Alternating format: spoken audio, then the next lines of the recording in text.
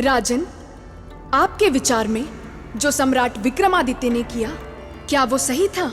मेरे विचार से सही था देवी। बिना किसी ठोस सबूत के किसी को बंदी बना लेना कैसे सही हो सकता है राजन?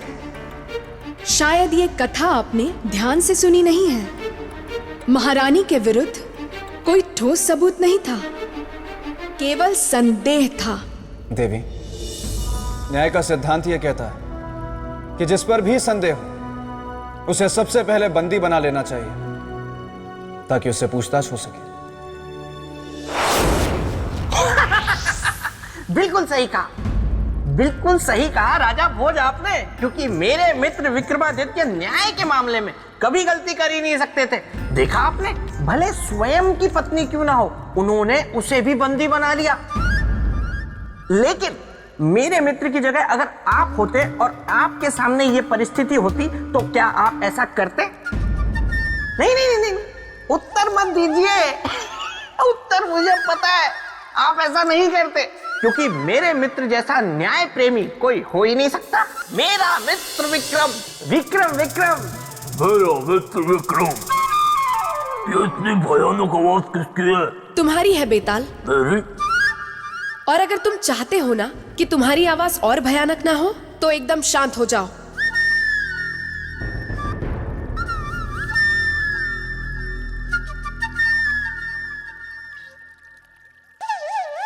तो राजन, आपके हिसाब से संदेह में आए व्यक्ति को तुरंत बंदी बना लेना चाहिए ताकि पूछताछ में रुकावट ना आए।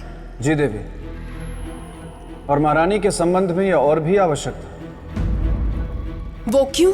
वो इसलिए देवी क्योंकि वो महारानी थी। यदि सम्राट उन्हें बंदी ना बनाता तो निष्पक्ष जांच के बाद भी प्रजा को उन पर विश्वास ना होता। मैं खुश हूं कि आप दोनों के विचारों में काफी समानता है। आप क्या कर रहे हो देवी? अब मुझे क्षमा कर दीजिए, मेरी आवाज सही कर दीजिए।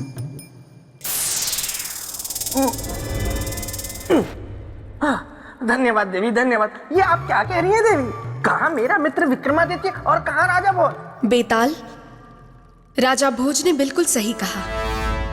सम्राट विक्रमादित्य ने भी ये निर्णय यही सोच कर लिया। पूरी घटना बताए हमें।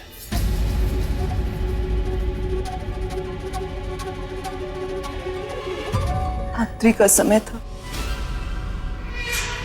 हम शिविर में सो रहे थे कि अचानक हमें एक पशु के आने की आहट सुनाई दी। वो पशु कोई हिंसक पशु होगा, बस यही सोचकर हमने धनुष पर बाढ़ चढ़ाया और आवाज की दिशा में तीर को छोड़ दिया। किंतु जब हम बाहर गए तो ना तो हमें हमारा तीर मिला और ना ही कोई पशु मिला, तो केवल एक मशक जो कुम्हार मकरंद का था,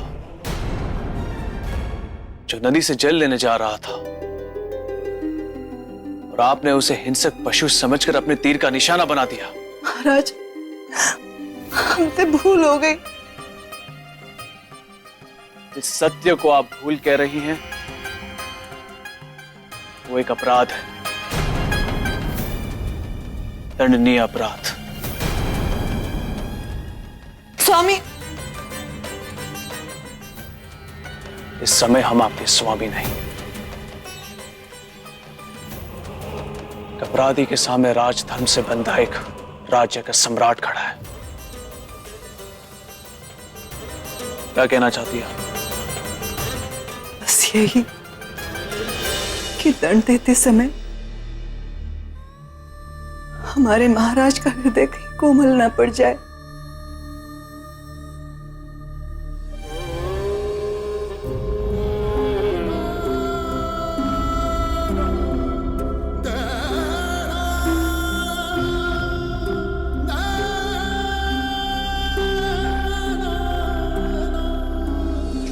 स्वामी, स्वामी,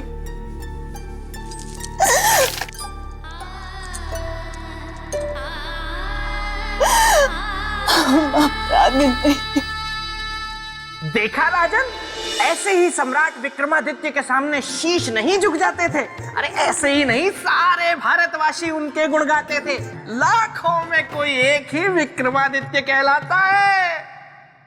सही कहा आपने बेताल। तो राजन, सम्राट विक्रमादित्य मेरे परम प्रिय मित्र थे, इसलिए मैंने उनसे एक बार एक प्रश्न किया कि सम्राट, इस संसार में सबसे अधिक प्रेम आप किससे करते हैं? और मेरा ये प्रश्न किसी सम्राट या राजा से नहीं है, बल्कि एक साधारण मनुष्य से है, तो उत्तर दीजिए।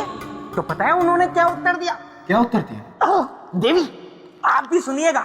मेरे मित्र ने उत्तर दिया कि इस समस्त संसार में उन्हें सबसे अधिक प्रेम है अपनी पत्नी चित्रलेखा से। वो चित्रलेखा जिसे बंदी बनाने का आदेश उन्होंने दे दिया था, वो चित्रलेखा जिसे वो कारागार में डलवा चुके थे, वो चित्रलेखा जिसे हत्या के आरोप में वे सजा सुनाने वाले थे। देवी, अगर आप अनुमति दे दे तो इससे आगे की कथा मैं सुना दूं। कृपया मुझे सुनाने दीजिए ना। नहीं बेताल, देवी, अनुमति दे दीजिए ना। देखिए, मेरे मित्र की कथा है तो मुझे भी अवसर अवश्य मिलना ही चाहिए ना।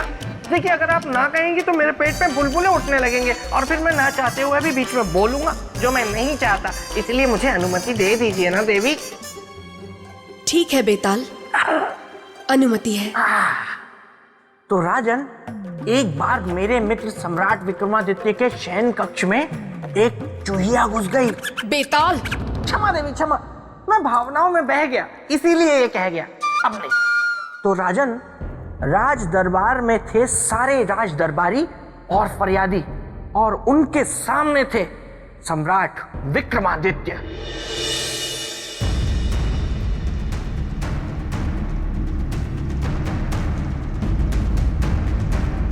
सेनापति, बंदी को बुलवाया जाए।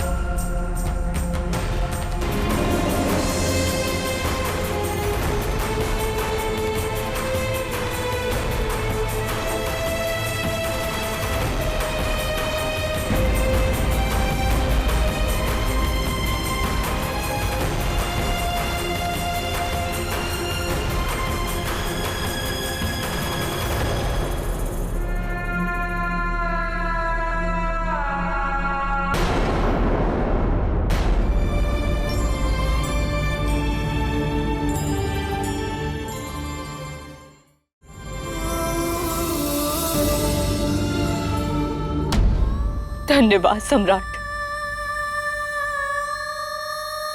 एक नारी होकर नारी के जीवन को उजाड़ने वाली, क्या बिगाड़ा था मेरे पति ने तुम्हारा? क्यों मार डाला उन्हें? क्यों आग लगा दी मेरे जीवन में, मेरे सुहाग को? चुप क्यों? बोलो, उत्तर दो। क्या पाया तुमने उन्हें मारकर?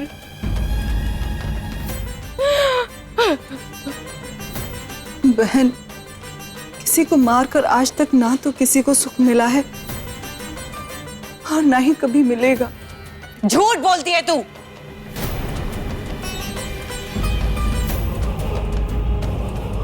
झूठ बोलती है तू। बहन, झूठ ही बोलना होता, कभी सत्य ना बोलती। मैं ही हूं आपकी हत्यारन, जिसने आपके सुखी संसार में आग लगा दी।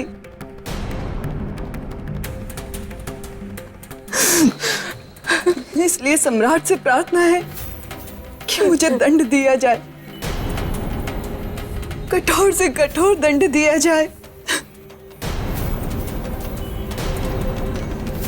सम्राट, इस हत्यारन को दंड देकर मुझे न्याय दीजिए।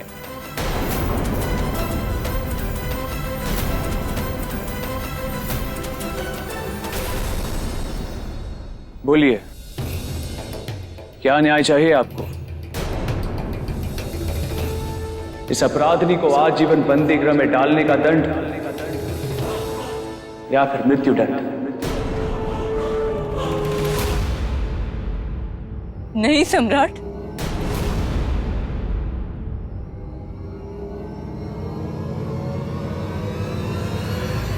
मृत्यु दंड तो इस अपराधिनी के लिए बहुत छोटा दंड होगा। मैं चाहती हूं कि ये जिए, लेकिन विधवा की तरह जी, विधवा की तरह जी, विधवा की तरह जी, विधवा की तरह जी। हर पल मैं अनुभव कर रही हूं, ठीक वही दर्द ये अनुभव करे।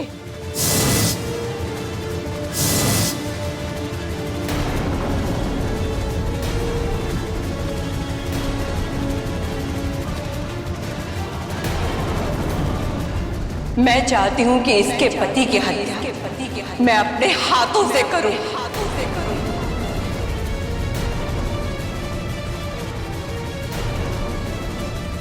और यही होगा मेरा न्याय।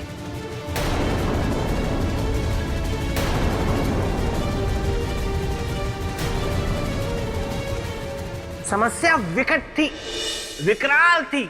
एक तरफ था न्याय और दूसरी तरफ सम्राट विक्रमादित्य के प्राण। न्याय की रक्षा करने का अर्थ था विक्रमादित्य को अपने प्राणों की आहुति देनी पड़ती, और अगर ऐसा वो नहीं करते तो न्याय की मूरत हो जाती खंडित। फिर क्या हुआ देवी? महारानी चित्रलेखा स्वयं के लिए तो मृत्यु मांग सकती थी और उसे हंसते हुए स्वीकार भी कर सकती थी, लेकिन अपने पति की मृत्यु का कारण नहीं बन सकती थी। नहीं बहन, ऐसा अनर्थ मत करो बहन। आपके दोषी हम हैं, आप हमें दंड दीजिए, परंतु हमारे पति को नहीं। नहीं हत्यारण, तो सुहागन का दंड यही है, तेरी सुनी मांग।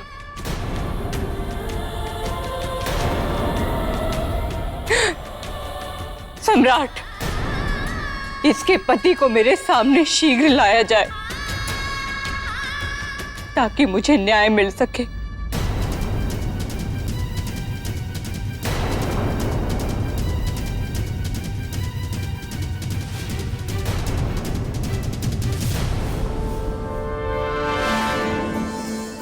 देवी,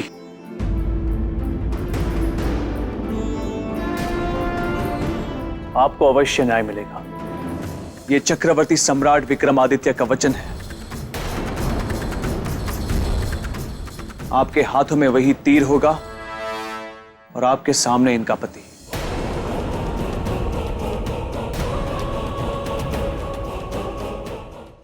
आपके हाथों में वही तीर होगा और आपके सामने इनका पति। नहीं सम्राट,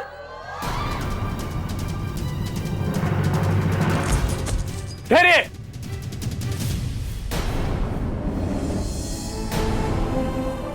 ले जाइए इन्हें। नहीं सम्राट, नहीं।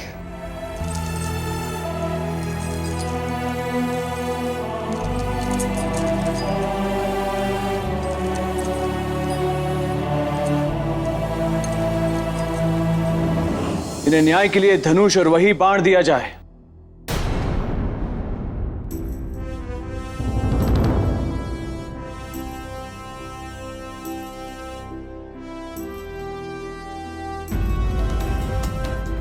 सम्राट, बुलाइए मेरे अपराधी को। मैं अभी और इसी क्षण उसका अंत करना चाहती हूँ। अवश्य देवी।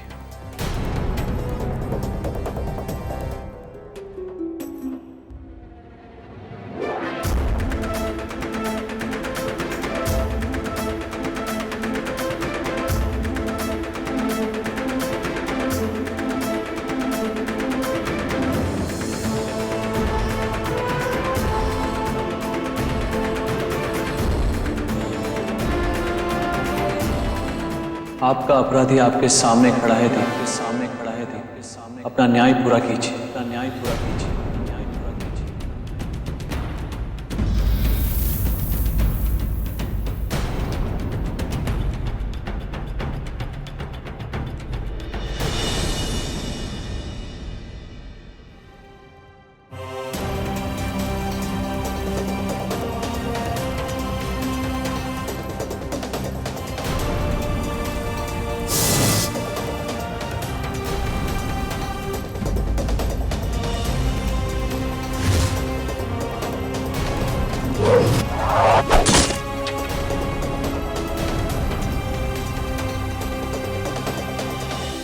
देवी, ये क्या किया आपने?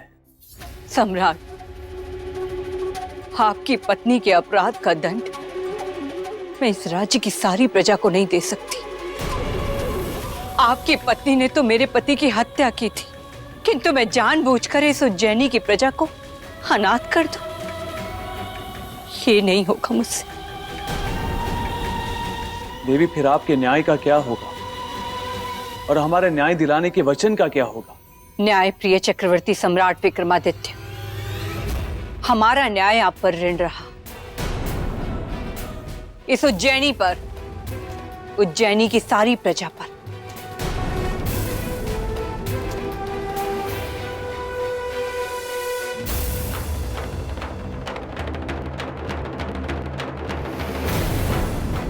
अब हम चलते हैं अपने राज्य।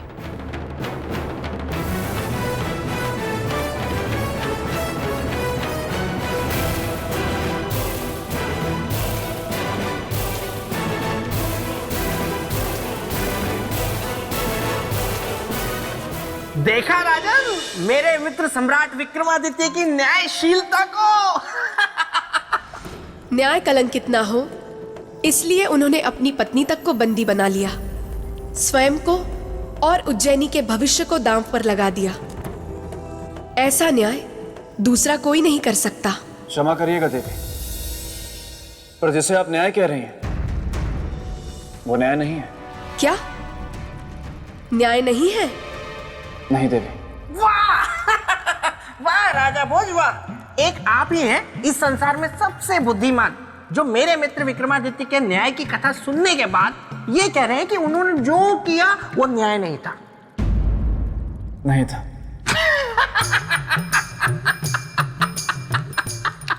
राजा भोज, आप बहुत हंसमुख हैं।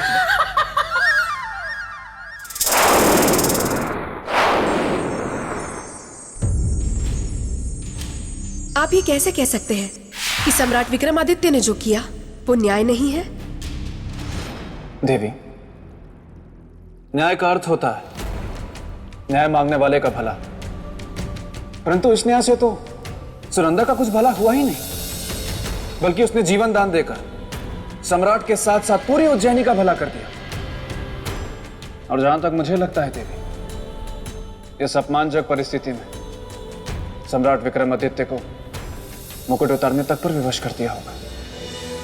सही कहा आपने, पर गंभीरता को सहजता में बदलना सम्राट भली भांति जानते थे।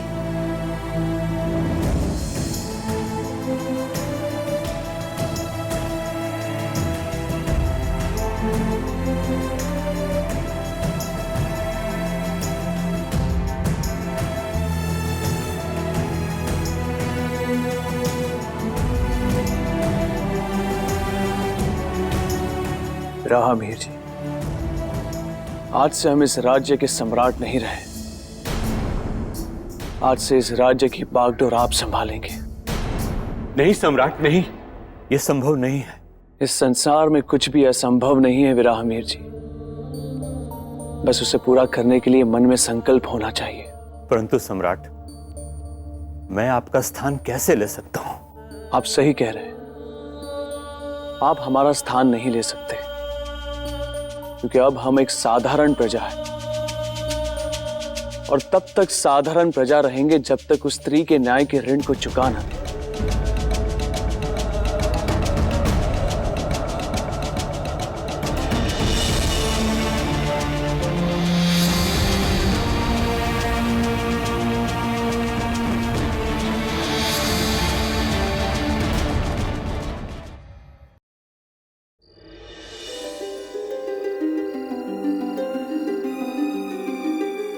महारानी, सम्राट,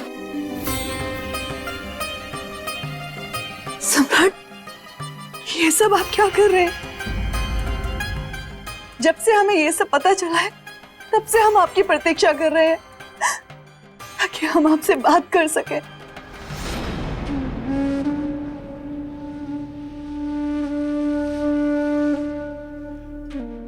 अब इस राज्य के सम्राट नहीं है हम महारानी, हमने वही किया है जो एक राजा को करना चाहिए।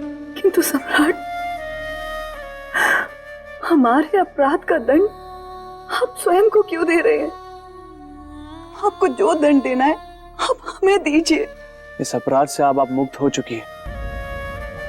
सच्चे न्याय के लिए जो भी करना है वो हमें करना है। और सच्चा न्याय तभी होगा जब हम मकरंद की हुई मृत्यु की भरपाई स्वयं मकरंद बनकर करें। और जब ऐसा हो जाएगा तब हम समझेंगे कि हमने उस परिवार के साथ सच्चा न्याय किया। किंतु सम्राट, अपराधी हम हैं। आपको जो भी दंड देना है हम स्वीकार है।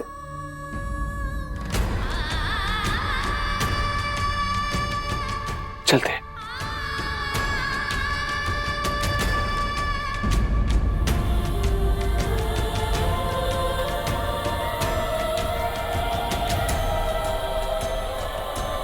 आपका सुख हमारा सुख,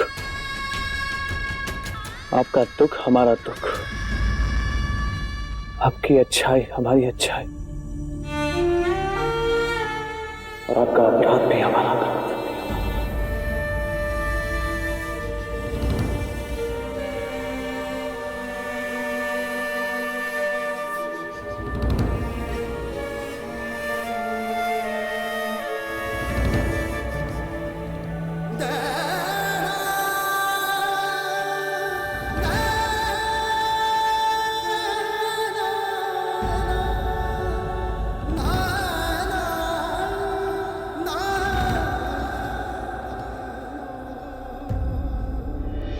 देवी, राजमहल त्याग कर सम्राट विक्रमादित्य ने ऐसा क्या किया कि वो मकरंद की जगह ले पाए? और देवी, क्या यह संभव था? राजन, सम्राट विक्रमादित्य के लिए कुछ भी असंभव नहीं था, और कुछ ऐसा ही हुआ। उनके आगे पहली चुनौती थी मकरंद की बहन का टूटा रिश्ता। समझी जी, अगर आप संबंध तोड़ देंगे तो मेरी बेटी का क्या होगा? आप मुझे थोड़ा समय दीजिएगा, मैं आपकी सारी इच्छा पूरी कर दूंगा। प्रजापति, बात इच्छा अनिच्छा की नहीं है, ना ही लेन देन की, बात है बराबरी की। अब तुम्हारी और हमारी क्या बराबरी हो सकती है? कौन है कमाने वाला आपके यहां? कौन कमाएगा? कितना कमाएगा? आप हमसे बराबरी कैसे कर सकते हैं? और सुनो,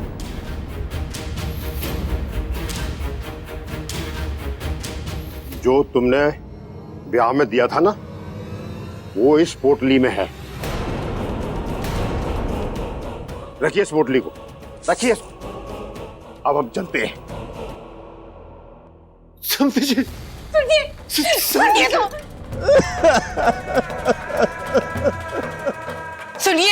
सुनिए तो, मेरी बात तो सुनिए। रुक जाइए,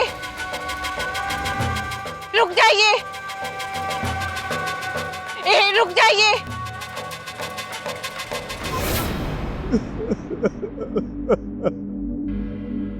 मेरी बेटी सुंदरी का क्या होगा? उसका जीवन बर्बाद हो जाएगा।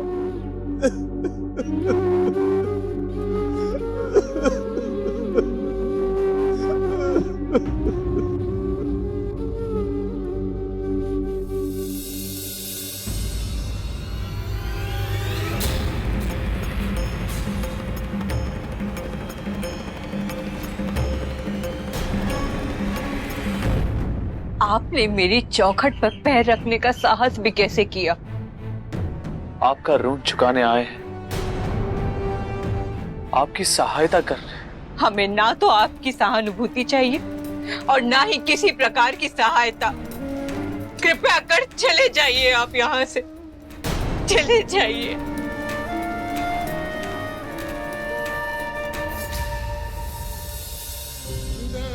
देवी, हमें एक अवसर दे दीजिए। आप हमसे जो कहेंगे हम वो करेंगे। अगर आपको सच्चे हृदय से मेरी सहायता करनी है ना, तो ठीक है, लौटा दीजिए मुझे मेरा पति, मेरे बच्चे को उसका पिता लौटा दीजिए, उस अभागन बहन को उसका भाई लौटा दीजिए, उस पिता को उसका बेटा लौटा दीजिए, लौटा दीजिए।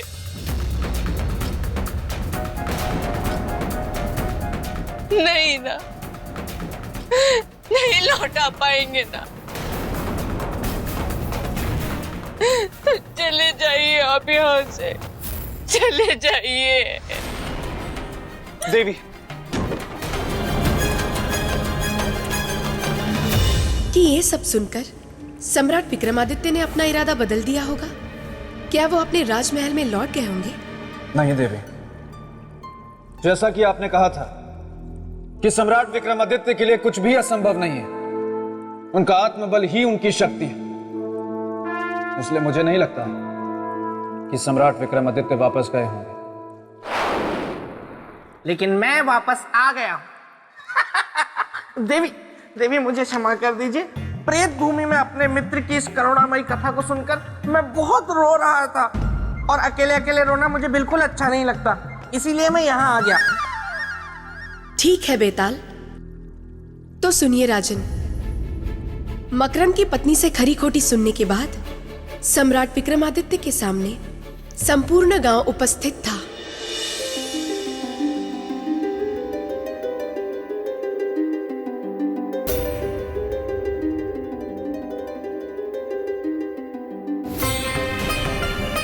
यही है वो मकरंद का हत्यारा, पकड़ो इसे। इसने एक नौजवान बच्चे की हत्या की और सीना चौड़ा करते हुए यहाँ चला आया। इसे सबक सिखाना ही होगा, तभी इसे पता चलेगा कि नौजवान बेटे की हत्या का दुख क्या होता है। भाइयों, हत्या का एक ही दंड होता है और वो है मृत्यु दंड, इसीलिए हम इसे मृत्यु दंड ही देंगे। रुक जाओ।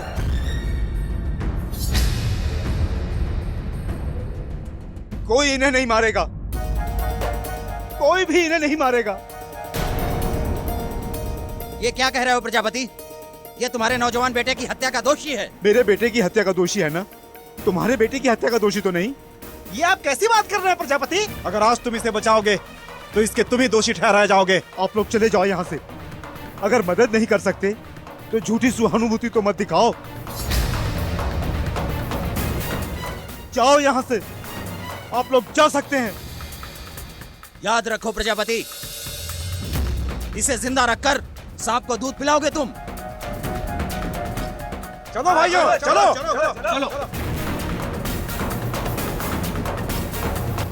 सम्राट, हम पहले से ही बहुत दुखी हैं, अब हमारे दुख को और मत बढ़ाइए। नहीं प्रजापति जी,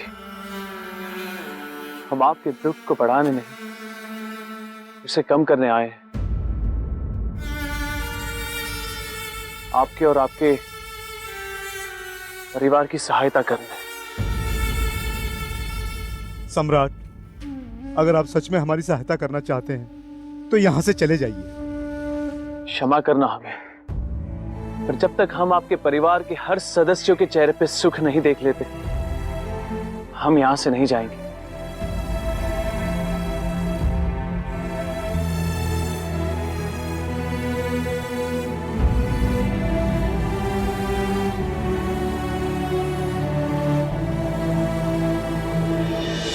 फिर क्या हुआ दीदी? मेहनत, कड़ा परिश्रम। कल तक जो राजभवन का राजा था, आज वो घड़ा बनाने वाला बन गया।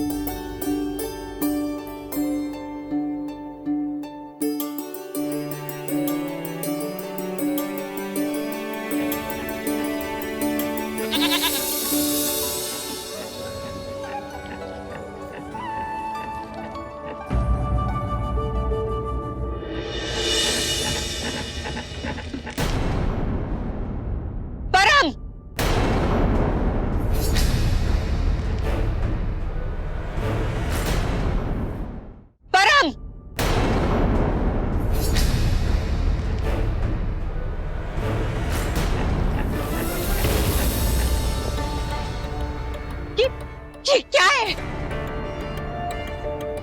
ये सब करके क्या दिखाना चाहते हो इस संसार को? क्या बताना चाहते हैं कि आप बहुत न्यायप्रिय हैं, आप हमारे शुभ चिंतक हैं? क्या सिद्ध करना चाहते हैं? देवी, हम कुछ सिद्ध नहीं करना चाहते। हम तो आपकी और आपके परिवार की सहायता करने आए हैं। नाम मत लीजिए सहायता का। चलो यहाँ। देवी, देवी,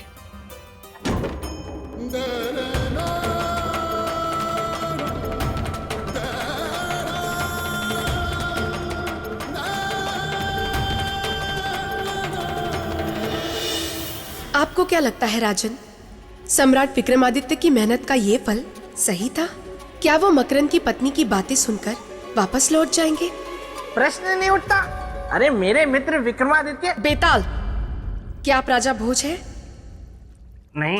तो ये प्रश्न हमने राजा भोज से पूछा है, तो जवाब भी उन्हें ही देने दीजिए। नहीं नहीं देवी। शांत रहो बेताल। क्षमा देवी क्षमा। राजन, आप देवी के प्रश्नों का उत्तर दीजिए ना। आप प्रश्नों का उत्तर नहीं देते फिर मेरी इच्छा हो जाती है उत्तर देने की। मैं ऐसा करना नहीं चाहता हूँ, तो आप दीजिए ना देवी के प्रश्नों का उत्तर। देवी, जो व्यक्ति अपना राजपाट, सुख सुविधा, मोह माया सब कुछ त्याग कर मकरंद के परिवार को खुशियां वापस देने आया, वो व्यक्ति इतनी आसानी से कभी हार नहीं मानेगा। सही कहा आपने राजन। सम्राट विक्रमादित्य ने भी हार नहीं मानी और वो उस परिवार का भरण पोषण करने के लिए निकल पड़े, स्वयं के हाथों बने घड़े बेचने के लिए। घड़े ले लो, घड़े, सस्ते और मजबूत घड़े। काका, काका घड़े ले लो। काका, इससे सस्ता और मजबूत घड़ा आपको कहीं नहीं मिलेगा। एक बार लेके देखो आप। नहीं चाहिए।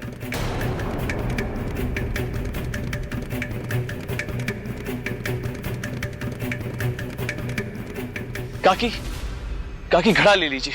इससे सस्ता और मजबूत घड़ा आपको कहीं नहीं मिलेगा। नहीं घड़े वाले, हम केवल मकरंद के ही घड़े लेते हैं। हमें उसके घड़ों पर पूरा विश्वास है। मैं नहीं लूंगी।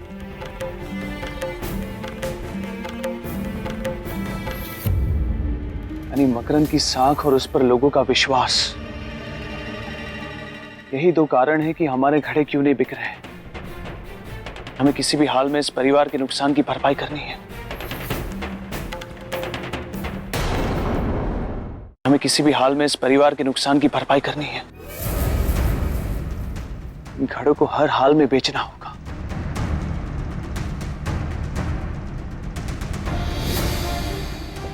मजबूत और सस्ते घड़े। काका, काका घड़े लेंगे आप? नहीं चाहिए। बहन जी, बहन जी एक घड़ा ले लीजिए। कितने का है ये घड़ा? आप दाम की चिंता मत कीजिए, इसकी मजबूती देखिए आप। अगर ये इस जमीन पर लुढ़क भी जाए ना तो भी टूटेगा नहीं। मिट्टी के बर्तन और जमीन पर लुढ़कने से ना टूटे, ऐसे तो सिर्फ मकरंद के घड़े हुआ करते थे। मैं आपको अभी दिखाता हूँ, आप भी देखिए।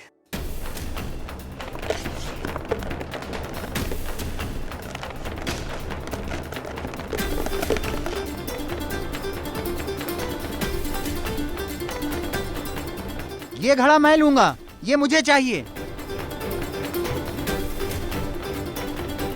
और इस प्रकार न्याय का ऋण चुकाने के लिए चक्रवर्ती सम्राट विक्रमादित्य पूरे 1 वर्ष तक घर घर जाकर घड़े बेचते रहे।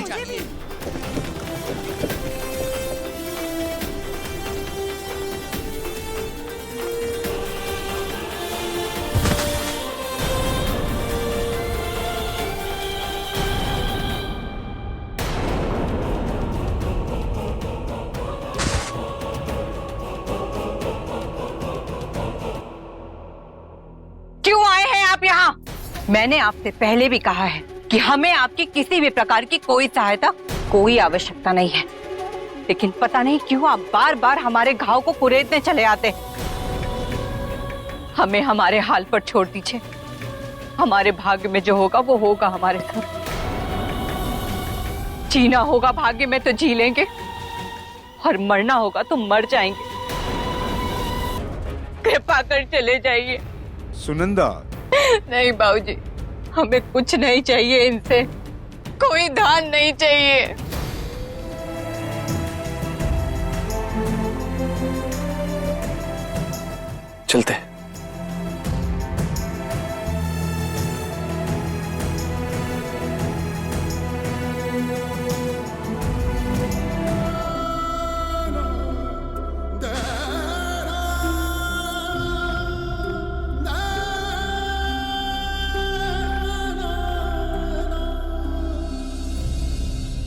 समधी जी।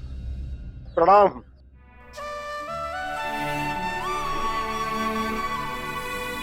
अरे समधी जी, आप आइए ना, अंदर आइए। नहीं नहीं, हम तो अपनी बहू को विदा कराने आए।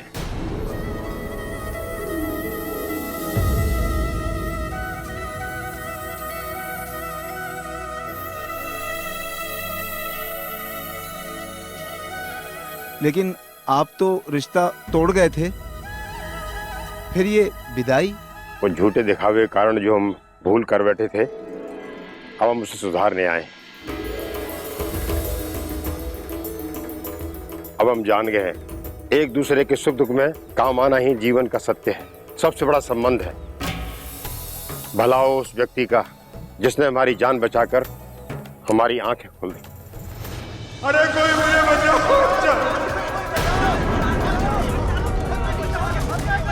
बचाओ, अरे मुझे कोई बचाओ, अरे हरिया, अरे मारो, अरे कोई बचाओ मुझे, बचाओ, अरे कोई मुझे बचाओ, बचाओ, कोई है, अरे बचाओ, बचाओ, बचाओ मुझे।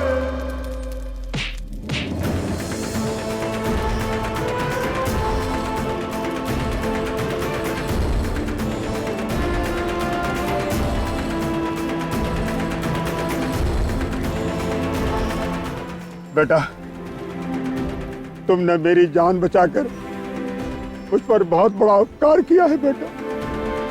नहीं काका, मानव धर्म का पालन करने में उपकार कैसे? और संकट के समय तो इंसान ही इंसान के काम आता है। परंतु काका, एक बात मेरी समझ में नहीं आई, गांव वाले तो आपके अपने हैं, तो इन्होंने आपकी जान बचाने की पहल क्यों नहीं की? बेटा, ये सब स्वार्थी है, मतलबी है, नेकी को भूल जाते हैं बेटा। नहीं काका, नेकी को नहीं भूलते, पर नेकी को ही भूलने वाले को अवश्य भूल जाते हैं, उससे दूर चले जाते हैं। और आज आपके साथ भी ऐसा ही हुआ है। आपने भी नेकी को भुलाकर अपनी बहू के साथ सारे संबंध तोड़ दिए, फिर आप दूसरों से कैसे उम्मीद कर सकते हो? बेटा, तुम कौन हो? ये सब कुछ कैसे जानते हो बेटा? हम ये सब इसलिए जानते हैं क्योंकि सुंदरी हमारी बहन है। हाँ काका, और विवाह के बाद एक स्त्री का घर अपना ससुराल होता है, उसका मायका नहीं। आप उसे अपने घर ले आए, वो आपको कभी शिकायत का अवसर नहीं देगी। क्षमा कर दो बेटा, मुझे क्षमा कर दो बेटा, क्षमा कर दो, क्षमा। नहीं काका,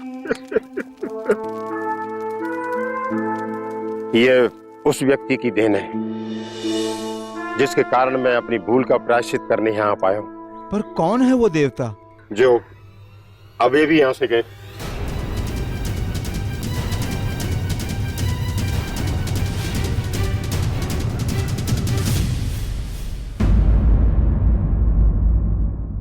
चलो बेटी, अपने घर चलो।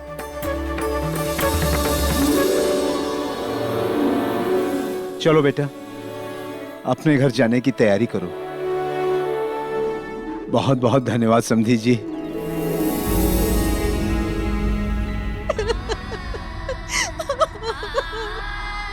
सुनीति, भाभी, भले वो व्यक्ति अपराधी क्यों न हो, पर उस व्यक्ति ने मेरा घर बसा के एक सच्चे भाई का धर्म निभाया है।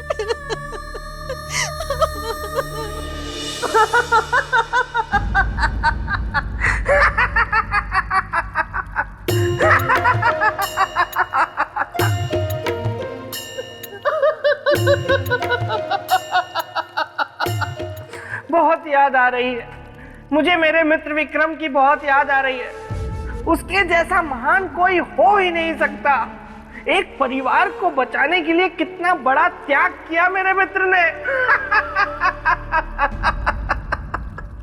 देखा राजन, मैं ऐसे ही नहीं कहता रहता कि आप मेरे मित्र के नाखून की भी बराबरी नहीं कर सकते। वो पहाड़ है तो आप राई, वो समंदर है तो आप खाई। सही कहा मेरे भाई।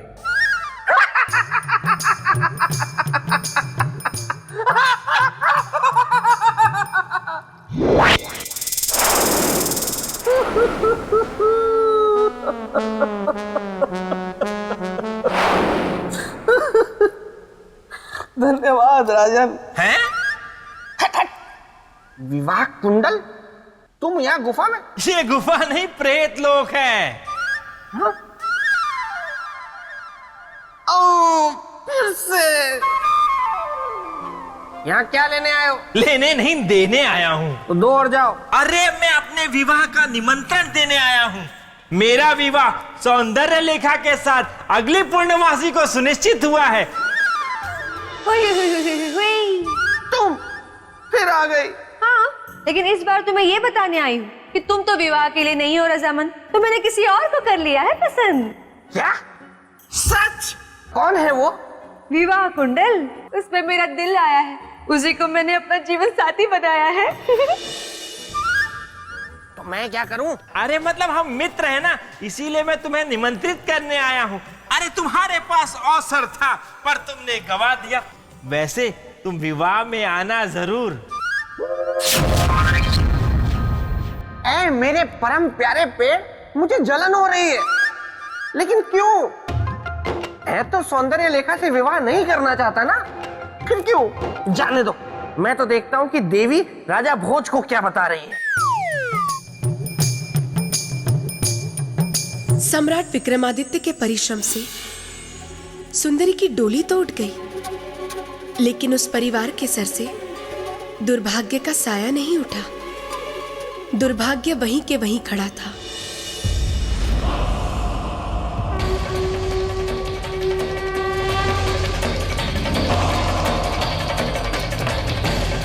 प्रजापति बाहर आइए। जी कहिए। याद है ना, आज ब्रह्मदेव के यहाँ भोजन बनने की तुम्हारे घर की बारी है। जी मुखिया जी, याद है। चलिए। मैं चलता हूँ। दादाजी, आप कहाँ जा रहे हैं? बेटा मैं अभी आता हूँ, तुम अपनी माता का ध्यान रखना। चलिए मुखिया जी। एक क्षण मुखिया जी। प्रजापति, हम आपको नहीं ले जा सकते। ब्रह्मदैत्य आपको देखकर क्रोधित होगा, वो हम सबको मार देगा, क्योंकि उसे भोजन में नौजवान चाहिए, कोई बूढ़ा नहीं।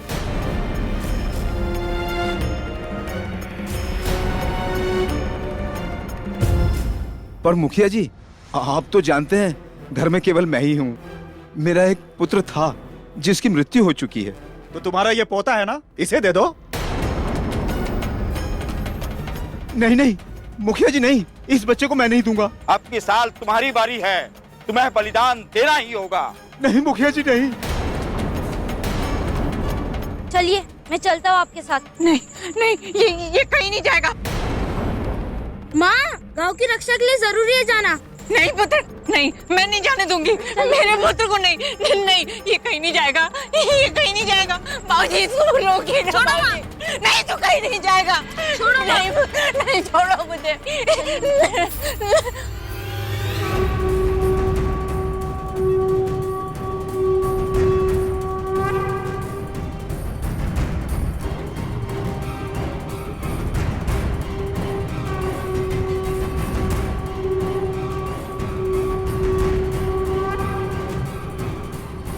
चलिए खुशियां मनाई जाए।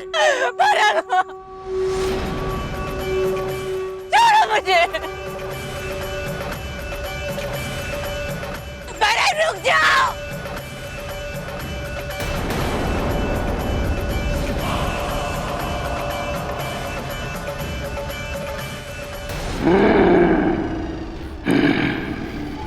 ये गांव वाले अभी तक मेरा भोजन लेकर क्यों नहीं आए?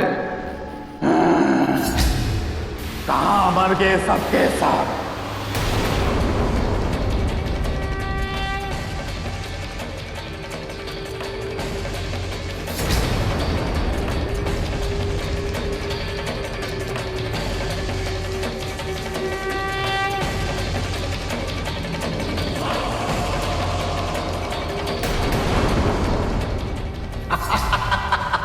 चलो। परम,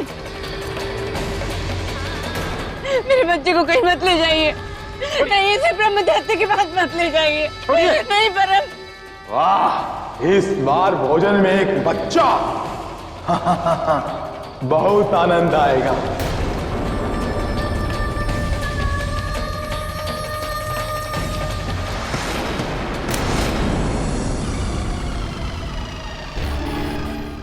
बेटा आजा। मत मारो मुझे, मुझे मत मारो, मुझे मत मारो। मेरा भोजन।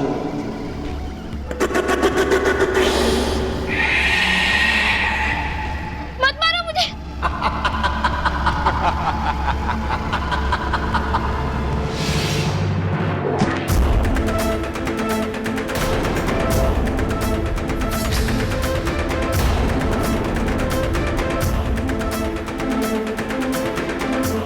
कौन हो तुम?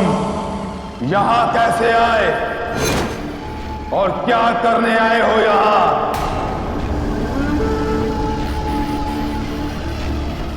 इस बच्चे को छूने का प्रयत्न भी मत करना। तू मारेगा मुझे? इस तरह शक्तिमान ब्रह्म दैत्य को तू मारेगा?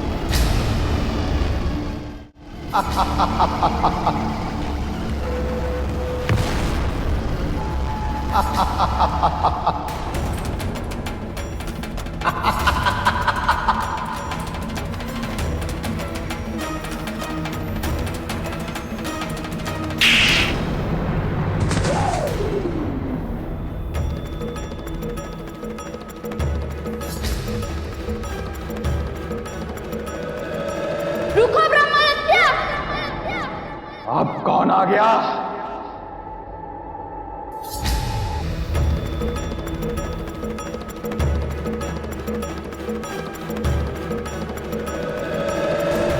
तू रोकेगा मुझे? हाँ हाँ, मैं ही रोकूंगा तुझे।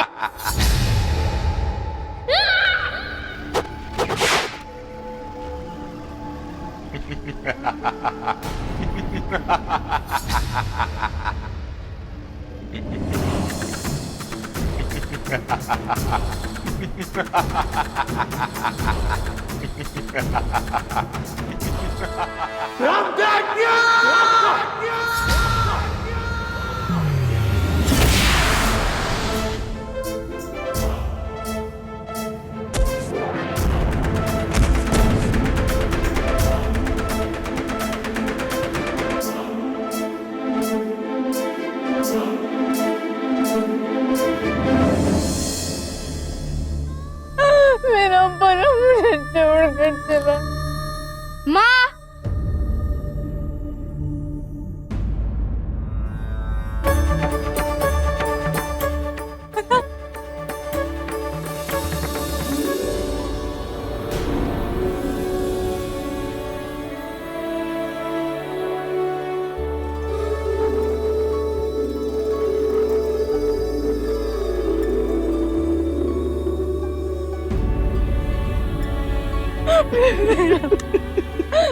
तू जीवित है?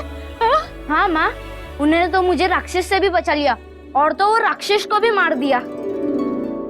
किसने?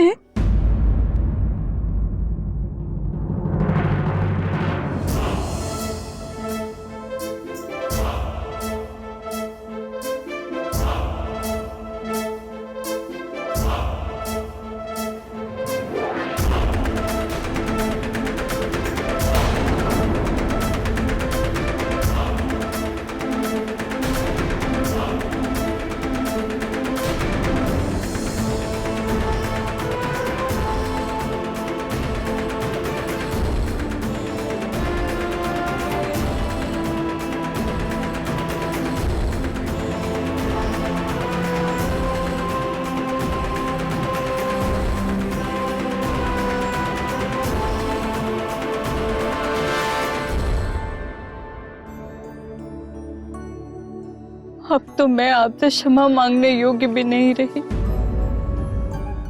घृणा का ये उपहार,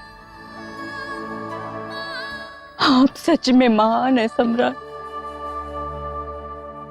ये जानते हुए भी कि मेरे हृदय में आपके लिए कितना क्रोध है, घृणा है, फिर भी आपने मेरे बच्चे को बचा लिया।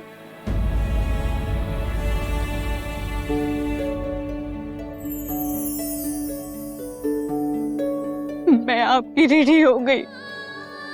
आपने मुझे न्याय दे दिया सम्राट। अब मुझे ये कहने में तनिक भी संकोच नहीं होगा कि इस संसार में आप जैसा न्यायप्रिय सम्राट न हुआ है और ना ही कभी होगा।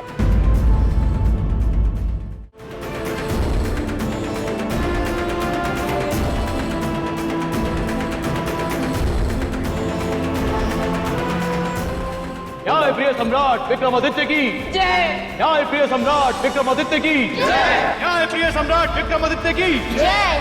सम्राट विक्रमादित्य की जय। सम्राट विक्रमादित्य की जय। सम्राट विक्रमादित्य की जय। सम्राट विक्रमादित्य की जय। तो ऐसे थे न्यायप्रिय सम्राट विक्रमादित्य, जिनकी दृष्टि में न्याय ही सबसे बड़ा था, दूसरा कुछ नहीं। क्या ऐसा दूसरा कोई कर सकेगा? कभी नहीं। तो राजन, अब मुझे आज्ञा दें, मेरा कार्य पूर्ण हुआ।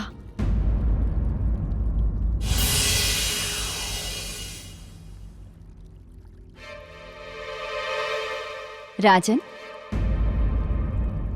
आपके अनुसार सम्राट विक्रमादित्य के न्याय का क्या रूप था? साधारण या असाधारण, किसी के पक्ष में या निष्पक्ष? निष्पक्ष और असाधारण, उनके न्याय की तो तुलना ही नहीं हो सकती देवी। उन जैसा न्यायधर्मी सम्राट तो सदियों में कोई होता है। अब आपकी बुद्धि की परीक्षा है राजन। एक प्रश्न पूछना चाहती हूं आपसे। पूछिए देवी। क्या न्याय इस सृष्टि में सभी प्राणियों के लिए समान है या मनुष्य और अन्य जीव जंतुओं के लिए अलग अलग? यदि आप सम्राट होंगे तो क्या करेंगे? न्याय के तराजू में सभी को समान रूप से तौलेंगे या अलग अलग न्याय करेंगे? फंस गए ना राजन, खा गए ना गच्चा। अरे ये देवी महामाया का प्रश्न है, इसका उत्तर देना इतना आसान नहीं है राजन। इसलिए कहता हूँ मेरे साथ उज्जैनी चलिए और चलकर वहां का राजपाट संभाल लीजिए। बेताल, अब एक प्रश्न मैं तुमसे भी पूछती हूँ। तुम क्या बनना पसंद करोगे? मेंढक, कौवा, खरगोश या फिर गधा? चारों में से कुछ नहीं देवी। मैं तो यहाँ निकट के शमशान में एक शव का स्वास्थ्य देखने आया था, तो सोचा आपके भी दर्शन करता चलूं। तो हो गए दर्शन? हाँ, हो गए। तो अब जाओ यहाँ से। थोड़ा विश्राम करके जाता हूँ ना, थक गया हूँ, फिर चला जाऊंगा। लेकिन मैं कुछ नहीं बोलूंगा, राजा भोज के सर की कसम, मैं कुछ नहीं बोलूंगा। बेताल,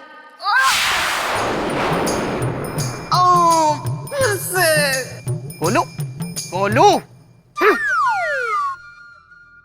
बताइए राजन, क्या न्याय इस सृष्टि में सभी प्राणियों के लिए एक समान है या फिर मनुष्य और अन्य जीव जंतुओं के लिए अलग अलग? यदि आप सम्राट होंगे तो क्या न्याय के तराजू में सभी को एक बराबर तौलेंगे या अलग अलग?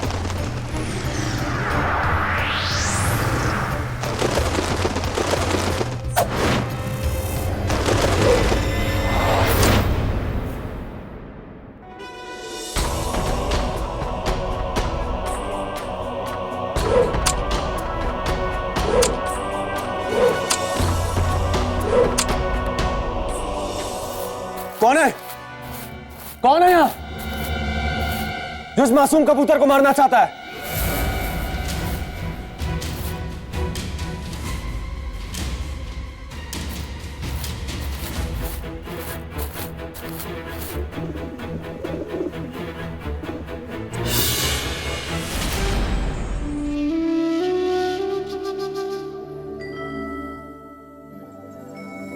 अब तुम्हें डरने की आवश्यकता नहीं है।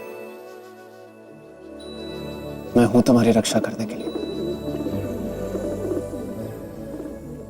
रुको, रुको, ये मेरा कबूतर है, ये मेरा कबूतर है।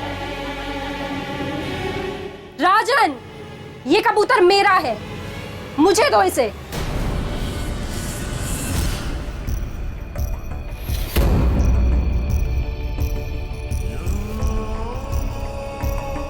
ये मेरा कबूतर है, दो मुझे इसे। तो ये तुम थी जो इस मासूम कबूतर पर तीर चला रही हो। मुझे तो आश्चर्य होता है कि एक स्त्री होकर तुम्हें इस कबूतर पर तीर चलाने में दया नहीं आती। ये कबूतर होगा आपके लिए राजन, मेरे लिए मेरा भोजन है। ये भोजन नहीं है,